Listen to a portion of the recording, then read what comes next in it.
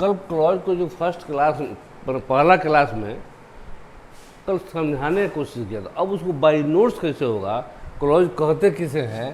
Clause का मतलब होता है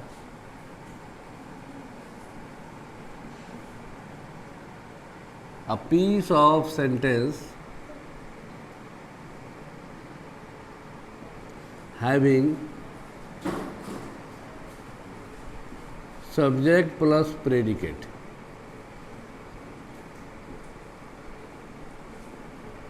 सब्जेक्ट प्लस प्रेडिकेट। प्रेडिकेट का मतलब कल बता दिया गया था। प्रेडिकेट का मतलब एक finite verb including everything and all thing. एक फाइनाइट वर्ब के बाद चाहे दुनिया में जितना कुछ हो सेंटेंस में वो सब होता है प्रेडिकेट, है ना। या फिर इसको कह सकते हैं सब्जेक्ट, वर्ब, ऑब्जेक्ट, कॉम्प्लीमेंट वगैरह सब। इसको छांटने में प्रॉब्लम होता है, इसलिए सब इसको समझना जरूरी है कि प्रेडिकेट एक्चुअली है क्या। बीच में से लोग काट देता है तो उस पर क्या होता है कि दो फाइनाइट वर्ब आ जाता है, कहीं कहीं दो सब्जेक्ट आ जाता है, इसलिए गड़बड़ होता है। इस पर ध्यान देने की जरूरत है। तो ये हुआ एक piece of sentence having subject plus predicate. ये तो हो गया क्लॉज का डेफिनेशन। एग्जाम्पल के लिए कल बताया गया था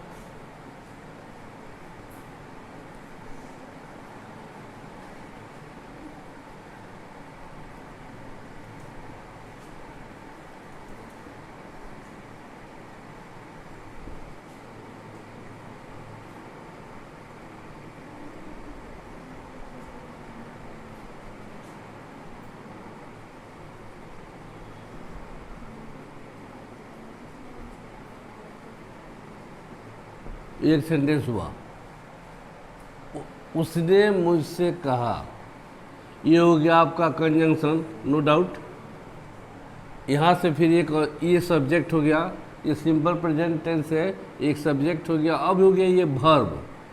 वर्ब यहाँ से लेकर यहाँ तक ये सब हो गया क्या, ये प्रेडिकेट। जब कल बड़ा सेंटेंस हम पिछले क्लास में देखे हैं कि जब कभी भी बड़ा सेंटेंस होगा तो उसमें कई क्लॉज हो सकते हैं। क्लॉज का बस इतना ख्याल रखना है कि क्लॉज ये part of sentence, the part containing subject plus predicate.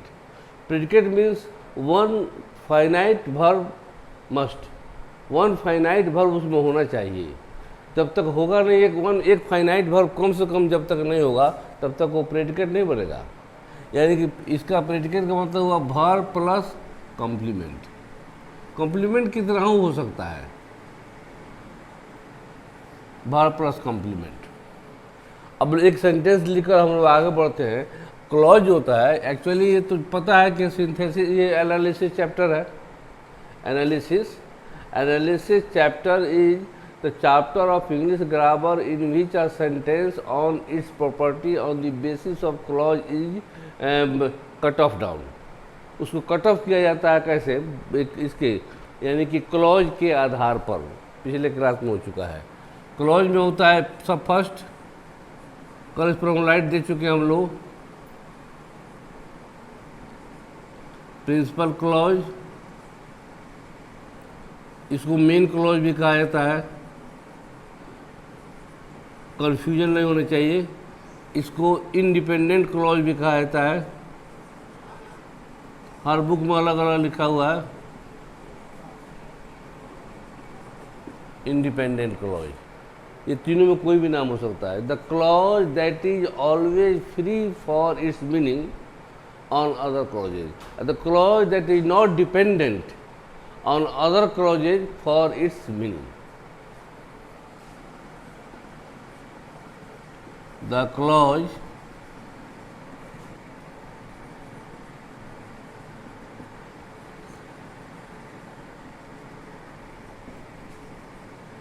does not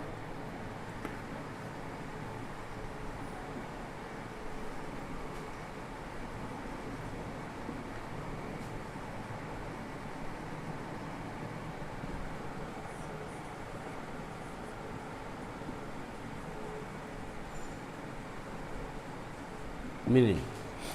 ये हो गया वो इस तक है। वो एक क्लॉज, एक और चीज़ है, एक सेंटेंस में अगर बहुत सारे क्लॉजेज हैं, ये तो क्लियर कर दिया। एक सेंटेंस में कई क्लॉज हो सकते हैं लेकिन एक क्लॉज में कई सेंटेंस नहीं हो सकते हैं।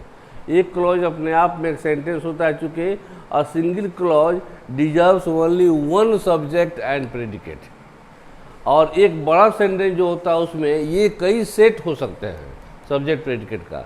उसमें इनको जोड़ने के लिए जो है वह कंजंक्शन लगाया जाता है, जहाँ पर जो 2 3 4 5 6 क्लॉज को जोड़ा जाएगा, तो जोड़ने के लिए कुछ फेविकोल चाहिए ना, वो कंजंक्शन है, कंजंक्शन को फिर अलग से पढ़ना है, कंजंक्शन को अलग से पढ़ाया जाएगा। लेकिन अभी इतना ही समझ जाइए कि सेंटेंस जो अपने अर्थ के लिए 10-20 क्लॉज होगा, तब भी अपने अर्थ के लिए जो फ्री है, मैंने the clause that is not dependent to on other clauses for its meaning is called principal clause और मेन क्लॉज और इंडिपेंडेंट क्लॉज। अगला subordinate clause.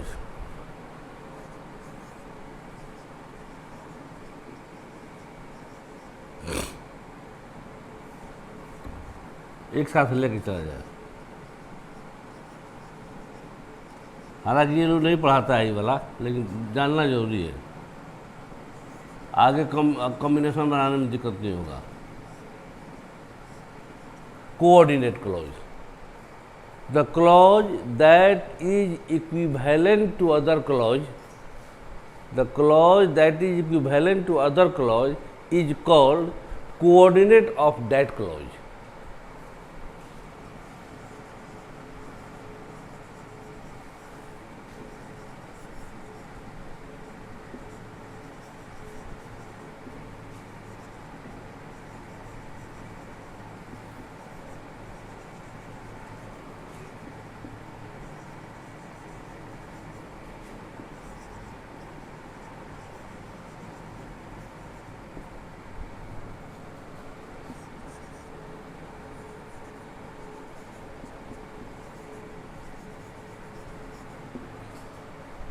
Other clause.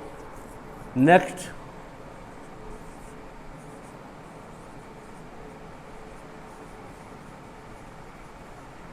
subordinate.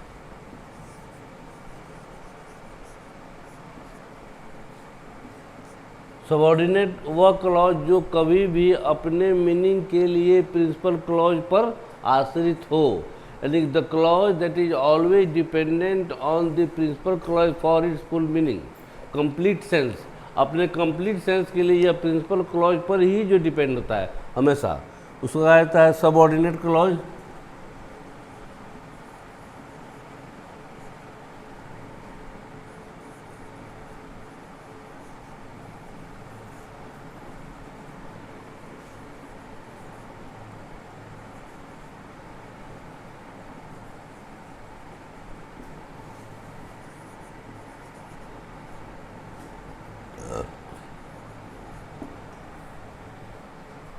एक बड़ा एग्जाम्पल जो तीनों में सेट हो जाए,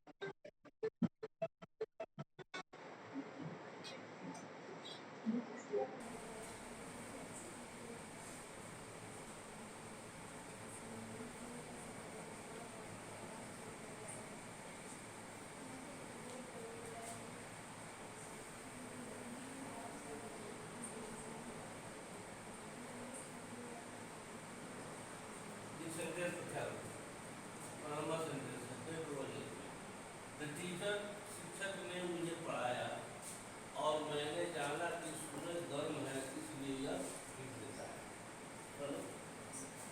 यहाँ से स्टार्ट, सब्जेक्ट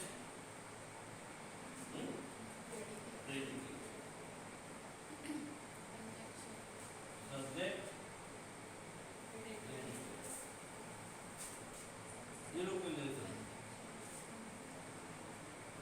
सब्जेक्ट ये सब्जेक्ट। अब देख रहे हैं कि एक ही सेंटेंस में 4 ऐसे set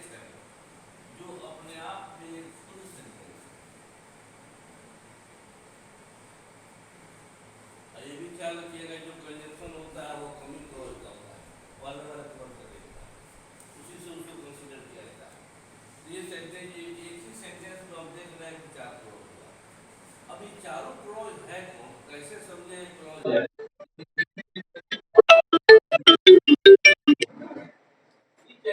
part of this sentence है subject plus predicate, subject predicate subject predicate मतलब कि अगर एक सब्जेक्ट और एक प्रेडिकेट है तो अनडाउटेडली वो एक क्लोज हो गया। क्लोज हो गया तो अब क्लोज का कौन पार्ट है इन तीनों में, उसको जानने के लिए हमको देखना होगा मीनिंग इसका।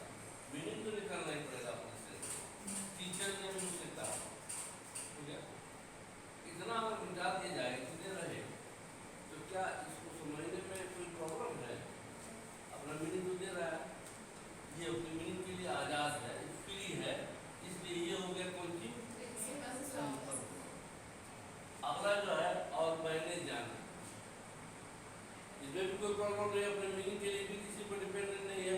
ये भी जो है क्या है, इंडिपेंडेंट क्लॉज है। ये भी हो गया क्या, अब ये जो है कंजंक्शन है। अगला वर्ड क्या है कि सूरज गर्म होता है, कि सूरज गर्म होता है अगर कहा जाए इससे मतलब कुछ छूट रहा है। ये अब this clause is always dependent to other clause and that is the principal clause. ये कभी भी अपने जो मीनिंग के लिए दूसरे क्लॉज पर निर्भर करता है, तो ये डिपेंडेंट हो गया, आश्रित हो गया अपने मीनिंग के लिए, तब इसको कहा जाएगा सबऑर्डिनेट।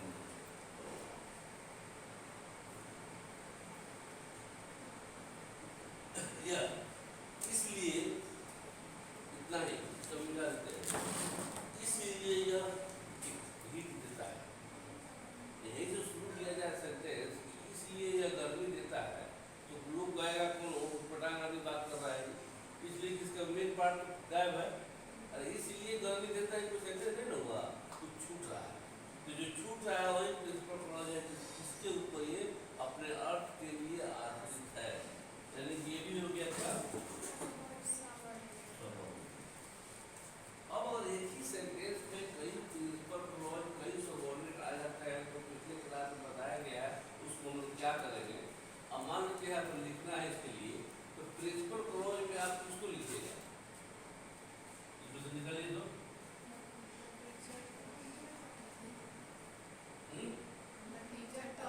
द टीचर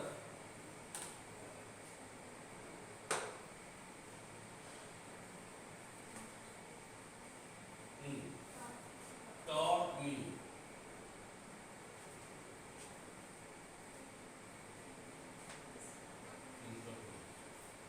आगे वाला सेंटेंस जो है वो ये भी प्रिंसिपल क्लॉज है, ये भी प्रिंसिपल क्लॉज है, इसका मतलब इसको क्या लिखेंगे हम,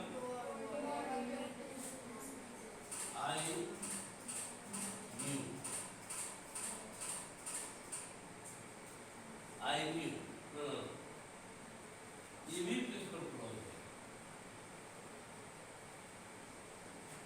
लेकिन दो प्रिंसिपल क्लॉज एक साथ हैं, आप कह सकते हैं, चार प्रिंसिपल क्लॉज है उसको भी आप कह सकते हैं प्रिंसिपल क्लॉज है, इसमें कोई प्रॉब्लम नहीं है। लेकिन ये बात जरूरी है कि एक राज में एक ही राजा होता है, जो सरकार उस पर बैठा होगा तो धन में तो अधिकार बराबर का, लेकिन राजा नहीं होगा, उसको खू कर दिया जाएगा समान, इसलिए इसको प्रिंसिपल क्लॉज ही है, ऐसे भी कह सकते हैं, या फिर इसकी जगह लिख सकते हैं क्या, कोऑर्डिनेट टू प्रिंसिपल। अभी देखिएगा आप लोग बुक में सीधे प्रिंसिपल क्लॉज लिख दिया है, लेकिन हायर क्लास में भी देखिएगा ना तो फिर जो है 2 बार या 3 बार जब कभी भी आएगा उसको प्रिंसिपल क्लॉज नहीं लिखेगा, उसको सीधे लिखेगा कोऑर्डिनेट। और आपका काम है समझना, अभी से समझे नहीं आएगा आगे की करते हुए। अगला है सबऑर्डिनेट में फिर 2 है दिखाई दे रहा है, सबऑर्डिनेट क्लॉज 2 है ना, एक तो ये सबऑर्डिनेट हो गया, ये भी हो गया क्या सबऑर्डिनेट, तो सबऑर्डिनेट के लिए इसको that Sunny Hall,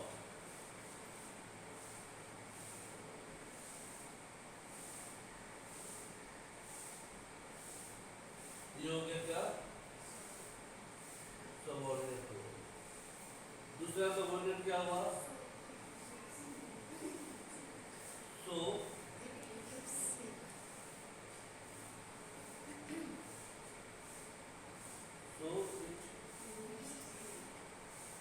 it gives,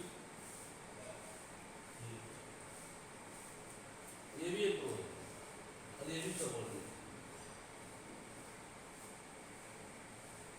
तो इस सबऑर्डिनेट को आप सबऑर्डिनेट कहिए, सबऑर्डिनेट तो है ही, सबऑर्डिनेट ही कहिए, लेकिन इसको अगर कहा जाए कि कोऑर्डिनेट टू सबऑर्डिनेट है तब कोई कोऑर्डिनेट, ये अगर सबऑर्डिनेट ही है दोनों, अगर 5 सेंटेंस में मिल जाए सबऑर्डिनेट, एक को सबऑर्डिनेट लिखिए।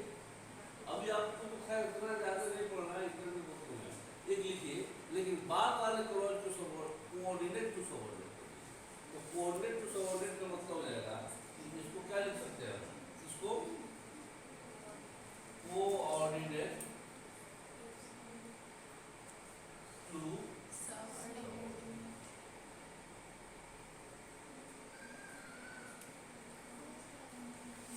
कोऑर्डिनेट यहाँ तक प्रॉब्लम है। एक बार फिर इसको कहते हैं clause is a part of sentence having subject plus predicate.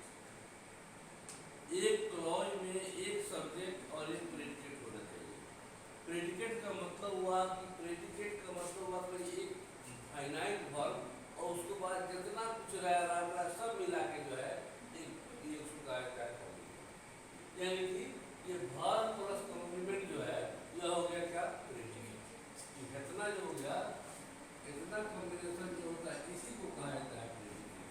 इसमें घबराने की जरूरत नहीं है, बस एक वर्ब का लफड़ा है, उसके बाद जितना कॉम्प्लीमेंट है सब मिलाकर वर्ब इंक्लूडिंग कॉम्प्लीमेंट हो गया क्या, तो आसान, बहुत आसान चीज है। और उसके बाद जो है अगर इसको हम क्लॉज को अलग अलग करना चाहते हैं तो क्लॉज को आप काट दीजिएगा तो उसका नाम देना पड़ेगा ना।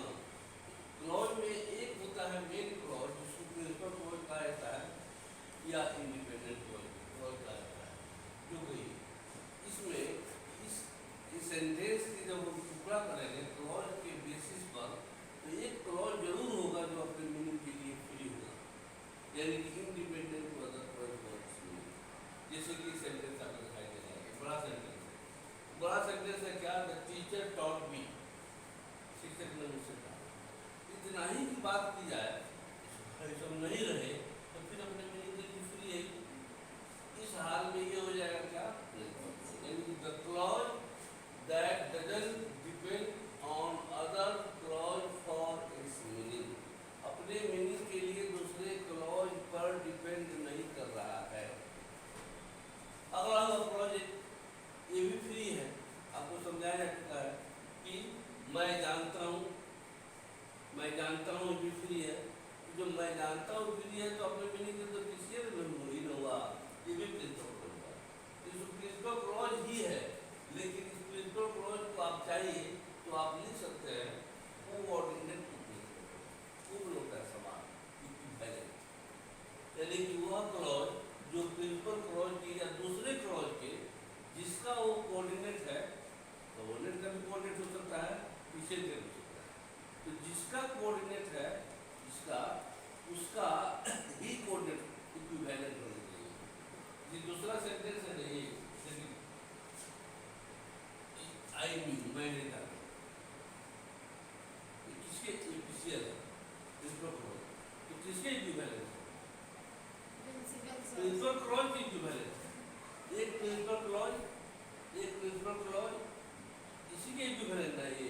तो इस प्रिंसिपल क्लॉज का ये कोऑर्डिनेट हो गया, इस प्रिंसिपल क्लॉज का ये प्रिंसिपल क्लॉज कोऑर्डिनेट हुआ। और नहीं आता तो खाली एक नहीं 10 को प्रिंसिपल होगा, सबको लिखेगा प्रिंसिपल क्लॉज को कर नहीं पड़ता है,